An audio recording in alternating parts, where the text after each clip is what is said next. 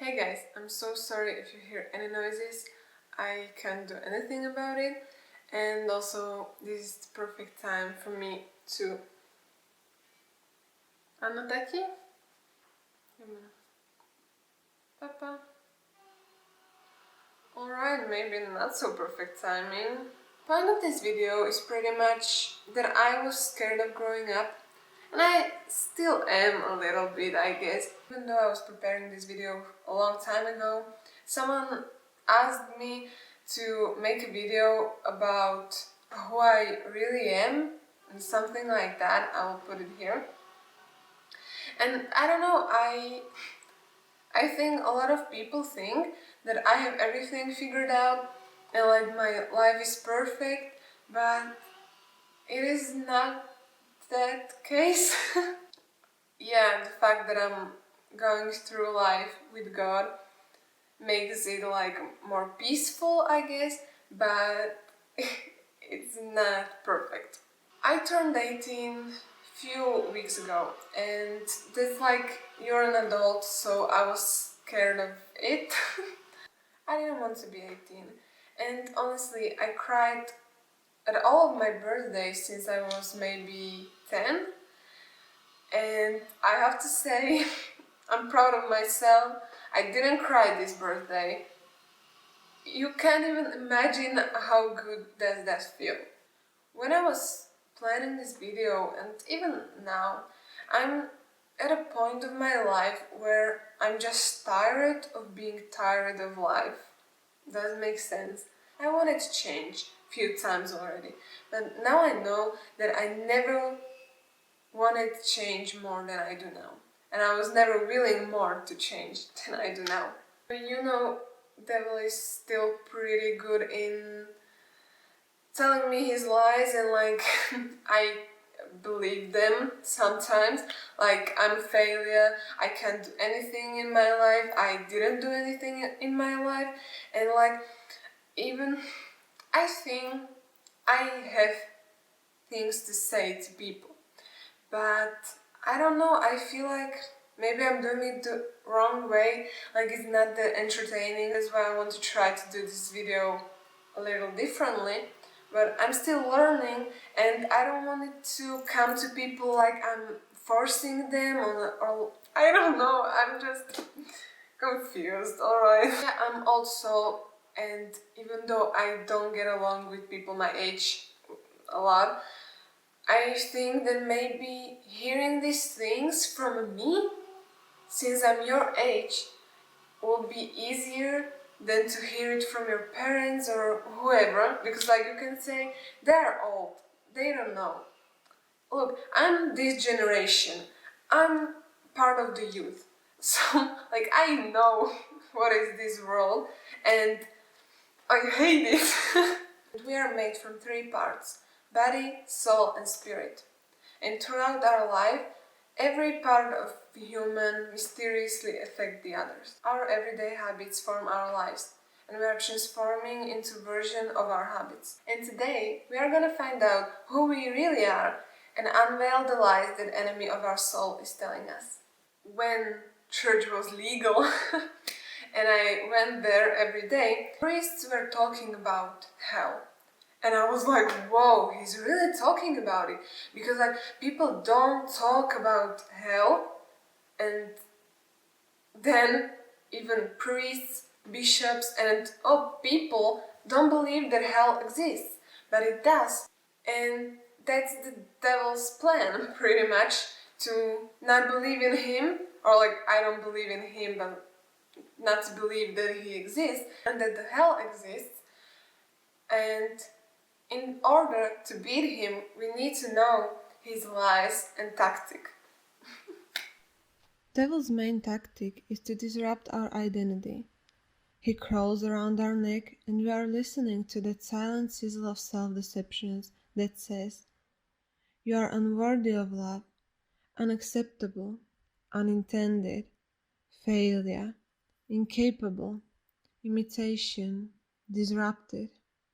God really said that you have some worth? Just look at you. Can someone like this be worthy of love? Worthy of understanding? Self-deceptions destroy soul because they drown out sacred voice that calls us loved. When he attacked Christ in the desert, attack was directed on his identity. If you are son of God, prove it. If devil tempted Jesus, son of God, why he wouldn't tempt us? When devil is trying it, don't agree with him. If you agree, if something in your heart says, yeah, you are right, he starts pouring more. John Eldridge at Wild at Heart said, when we are in a fight, we have to tightly hold on the truth. That's the way how Christ answered to Satan. He didn't start to argue with him. He didn't try to convince him. He simply stood on the truth. He answered with the word, and we have to do the same. It won't be easy, especially if the whole hell will come for us. Satan doesn't throw at us only thoughts, he throws feelings. Try to step foot into dark house late at night. Suddenly feeling of fear will take over you. Or to stand in a line at the supermarket between all ads that attack you with sex and suddenly there's feeling of impurity in you. My God, why have you forsaken me? It is finished. Sounds familiar? This was the loneliest point of the history, the last moment of real abandonment. From this point, abandonment is only a myth and loneliness is a choice. Jesus sacrificed himself for us, so we won't ever die and we won't be alone. And one of the biggest devil's weapons is the ability to raise conviction that we are alone.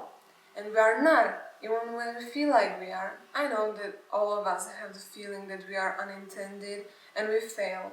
But God takes our faith into His hands and says, never will I leave you, never will I forsake you. Your identity, safety, and acceptance are coming from who God is, not from how you feel. Feel everything as much as you need to, and then give it to God. Lie that I'm not good enough is a lie that God is not good enough. So every underestimation of my value is underestimation of God's value. Blasphemy. So maybe no one is a real believer until we find out who we are. We are crucified with Christ, one with Christ, identified with Christ. We are who He is. We don't embody mistakes, failed plans, evil, sins. We embody justice, perfection, innocence. We are selected, accepted, justified, anointed, confirmed, complete, free. Christ friends, God's children, residents of a spirit. Cross is sign of who we are. We are safe, in His arms, loved. We always have to do one thing. Shake down that snake from us that is telling us those lies. Free yourself and say, enough. I know that this world is whispering to you that you are what you own and how you look like determines your worth. My love, that's a lie.